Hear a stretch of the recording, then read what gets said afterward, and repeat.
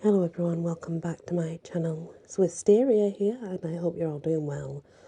And let's continue. Obviously we've just seen an arrest being made and tales being told. But now we're going to Wednesday the 6th of May 1612. I hugged the haunch of beef close to my chest as I ran. Father Southworth had given it to me out of his own pantry. It were well wrapped, but it were raining again, and I didn't want the blood to seep out afore I got it home. I had to be quick, before any bugger else saw it and all. They'd only try to take it from me. I near jumped down the garden steps in front of the hall, then ran along the footpath to the village. It were good to get out of that place and away from him and his horrible book. I were doing so much learning, it were getting hard to keep it all straight in me head. I didn't know what any more, or what had really happened, and what the books on father said might have happened. One thing were for sure though, he hated witches, and so he should. He saved me from the witches in my own family without a day to spare. That were right enough. I had no idea Granny Janet and Aunt Helen were trying to turn me into a witch when they dragged me to their church that day. And they almost did turn, me and all. Father Christopher reckoned that if he hadn't seen me outside St. Leonard's that Sunday and put me back on the right path, I'd be a witch by now, dancing and cavorting with the devil, no less. But I was safe now, and that they were in Lancaster Gaol, aye, and that Jane Southworth too. I put me hand to my face. I had a scar where her irons had cut me when she slapped me that day at Holden Hall. It still hadn't healed right. I fumbled with the meat and took a proper hold on it again. God save him.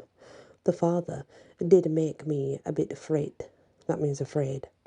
But that were just his strange ways. He were truly a man of God, and must know what's best. I clambered over the stile to cut across the field to our cottage. Oh, bugger, Sarah and Stevie, what were they doing? Going into a pa's barn? Were he helping her with the lamb or something else? It weren't fair. Why did she get hair on the colour of summer wheat and I got hair the colour of cowpats? I twirled a dark brown curl about my finger, then tucked a stray lock back under my cap. There weren't much I could do about it, and I turned to follow them to see what were going on. But then remembered the meat. I looked at the barn, then down at the beef. My mouth watered, I turned away, my tears at least hidden by the rainwater. Hopefully, it were just a difficult lambing he were there for. He were a good lad, a luss, but helping hand. It probably were a lamb. It were bad how few lambs and calves had been born this spring. No bugger would be eating much meat, but then it had been so wet and cold. There weren't that much good grass for the stock, which means little milk for the newborns. It were meeble, and it were also maybe a blessing that the lambings were late and few. I just hoped the rain would clear enough to let the wheat grow. We hadn't enough in.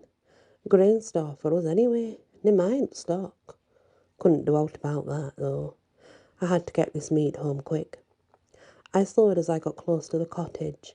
Mam and Pa were rowing again. Pa had never liked Granny and Aunt Ellen, and he were furious when he learned they'd taken me to their church. Mam tried to stick up for them when he started on, but, you know, it is what it is. They were a mother and sister, after all. She were going to try, but even she were vexed with them now. It took them a moment to see me in the doorway, and they glared daggers at me when they did spot me. I nearly made a sign against the evil eye, but then they saw the beef and the fighting were away. For now, any road, they were well pleased with the meat. God bless Father Southworth. And that's the end of that part.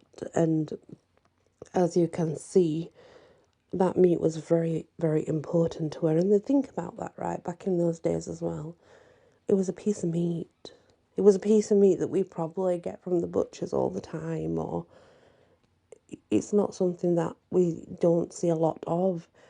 And that's something so special to her then, and so rare, you know. It's blows my mind. It blows my mind. Thank you for listening to this episode. Please tune in for the next one, and many blessings.